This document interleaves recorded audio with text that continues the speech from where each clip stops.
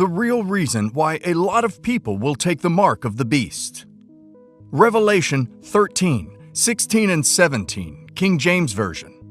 And that no man might buy or sell, save he that had the mark, or the name of the beast, or the number of his name. And that no man might buy or sell, save he that had the mark, or the name of the beast, or the number of his name. You know, when reading the book of Revelation, we read about the mark of the beast, and that people will worship the beast, and we automatically think that these signs will all happen overnight. But the truth is that it won't happen overnight. The spirit of the Antichrist is already at work. The God of this world is already at work, and that is what the Bible tells us. 2 Corinthians 4:4. The God of this age has blinded the minds of unbelievers, so that they cannot see the light of the gospel that displays the glory of Christ, who is the image of God. 1 John 4:3. But every spirit that does not acknowledge Jesus is not from God. This is the spirit of the Antichrist, which you have heard is coming, and even now is already in the world. If you ask anyone around now that if the Antichrist comes back with the mark of the beast, or if the time for the mark of the beast comes, will they receive the mark? The answer you will hear from most people is no. We know what the mark signifies. We know what it means, and we know where it is coming from.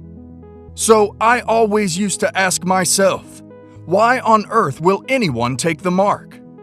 Because it doesn't make sense to me. Why would anyone take it? How will the Antichrist and the devil plan out their recruitment for their mark? What approach will they use to get people to accept the mark?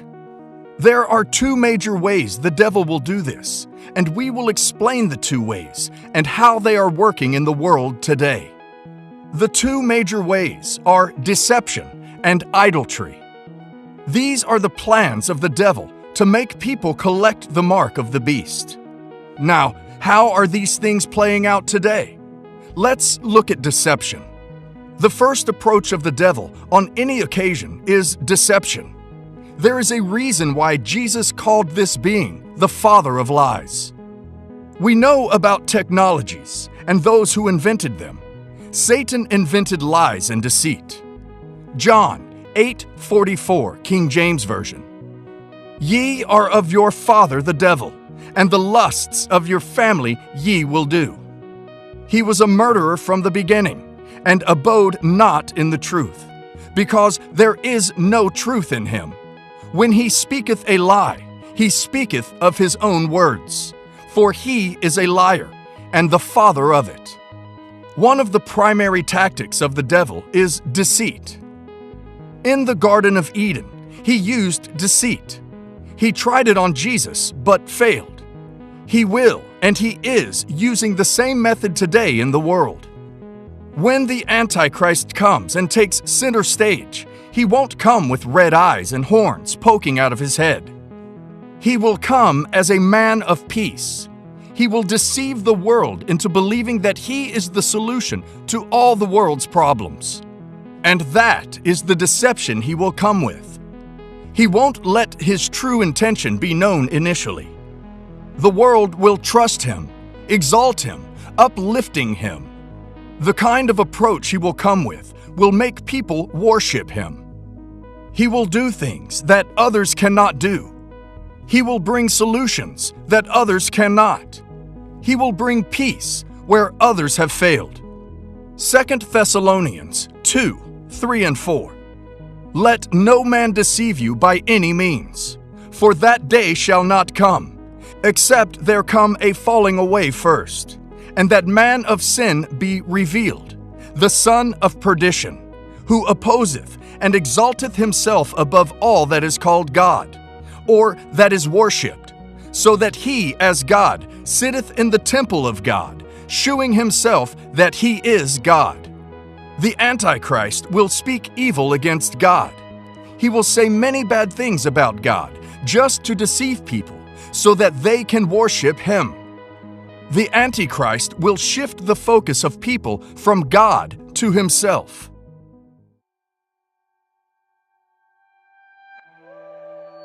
Revelation 13, verse 1 to 10. And I stood upon the sand of the sea, and saw a beast rise up out of the sea, having 7 heads and 10 horns, and upon his horns 10 crowns, and upon his heads the name of blasphemy. And the beast which I saw was like unto a leopard, and his feet were as the feet of a bear, and his mouth as the mouth of a lion. And the dragon gave him his power, and his seat, and great authority. And I saw one of his heads as it were wounded to death, and his deadly wound was healed, and all the world wandered after the beast. And they worshipped the dragon which gave power unto the beast, and they worshipped the beast, saying, Who is like unto the beast? Who is able to make war with him?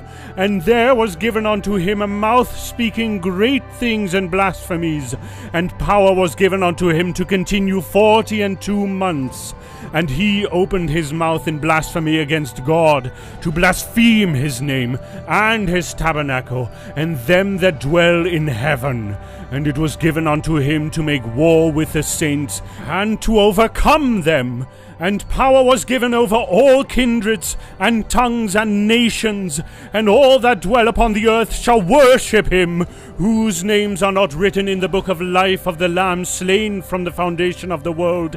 If any man have an ear, let him hear. He that leadeth into captivity shall go into captivity. He that killeth with the sword must be killed with the sword. Here is the patience and the faith of the saints. He will look wonderful, be charming and successful. He will be energized by the very power of hell.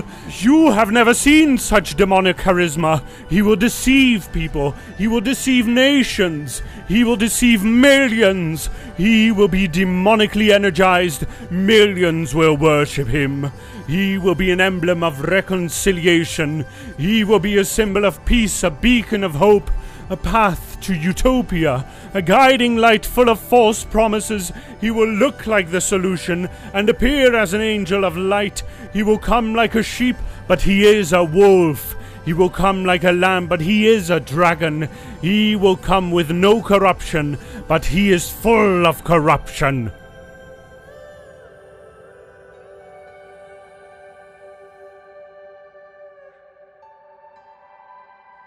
The devil has real power. However, his power is nowhere near to the power of God. But nevertheless, he is a powerful being that should not be underestimated. After all, he is formally one of God's highest angels and has the power to deceive and to emulate miracles. The second is material things. The devil will offer many people material things. Tell me, who doesn't want to have a good life? Is there anyone on earth who would not want to become a billionaire? The devil knows this, and he will use the material things that will not last to deceive people into following the wrong path. Revelation 13, 16, and 17. And that no man might buy or sell, save he that had the mark, or the name of the beast, or the number of his name. And that no man might buy or sell save he that had the mark, or the name of the beast, or the number of his name. Without the mark, people will not be able to buy or sell. This is one of the reasons why people will take the mark. Moving on to idolatry. The second method is idolatry, and this will come after people have been deceived. This is when you will see people worshiping other people. The Antichrist will be an idol, a celebrity when he comes. This man will be loved. He will be utterly adored by the world. Now I want to ask you a question. Don't you think the world is ready for him? We often sit in front of the television and watch movies. We watch sports. We see many things on the television and we love them. There are some musicians that we love, There are many sports people that we love. I am not saying that we should hate them. It is not bad to love the sport or the sports people, but it has gotten to a point where many people worship these artists or these athletes. There are basketball players that people bow to when they slam dunk. There are soccer players that people or the fans always bow to when they score. These things leave you wondering, how have we gotten to this stage in the world? People now worship other human beings. You see concerts full of tens of thousands of people chanting a person's name, exalting that person, uplifting that person, literally thousands of people screaming someone's name. You say that that is not worship? Yes, it is. Look at the lyrics of a song we sing in praise and worship. For example, look at that song, "Let Your Living Water Flow." Jesus, Jesus, Jesus, sing to the Father, Father, Father, Father. A song exalting the name of Jesus, but now you see people exalting other humans. It is idolatry. You see celebrities walking on the street and people are literally fainting at the sight of them. 2,000 years ago, idols were graven images and massive statues that people would bow down to and worship. But the devil moves with the time. We are now too sophisticated to be bowing down at some wooden statue. So modern day idols for us are celebrities. You should never sleep as a Christian. You shouldn't think that the plan of the man of sin will come only after the rapture or sometime later in life. John shared the revelation coming from the sea and the beast coming from the land. In 2 Thessalonians 2, the Bible was talking about a particular man called the man of sin. He was also called the son of perdition. The Bible says that this man will come in the last days. He will start to be operational in the last days. We need to get this clear so that we will have an understanding of when this man of sin will appear. Verse 3 says, "Let no man deceive you by any means, for that day shall not come, except there come a falling away first, and that man of sin be revealed, the son of perdition." This man will be revealed to the world. Everyone will see this man in action. What will this man of sin do?